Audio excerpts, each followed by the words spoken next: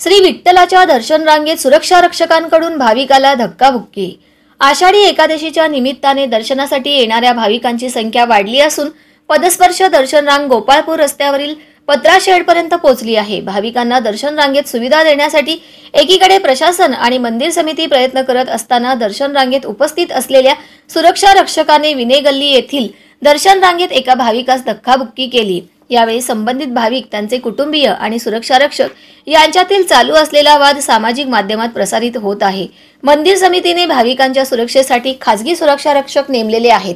मागील अनेक वर्षांपासून सुरक्षा रक्षक आणि भाविक यांच्यात तक्रारी होत असल्याचे प्रकार घडत आहेत। मात्र यातून मंदिर समितीने कोणताही बोध घेतलेला दिसत नाही। 12 जुलै रोजी या दिवशी सुरक्षा रक्षकाकडून भाविकाला झालेल्या धक्काबुक्कीची चौकशी झाली पाहिजे, अशा घटना वारंवार घडत आहेत। त्यामुळे मंदिर समितीकडून संबंधित सुरक्षा रक्षकाचे केवळ निलंबन न करता असभ्य वर्तणुकीचा गुन्हा नोंद करावा आणि यापुढे भाविकांना कोणत्याही प्रकारचा त्रास होणार नाही याची दक्षता घ्यावी, अशी मागणी वारकरी संप्रदाय पाईक संघाचे राष्ट्रीय प्रवक्ते ह.ब.प. रामकृष्ण वीर महाराज यांनी केली आहे।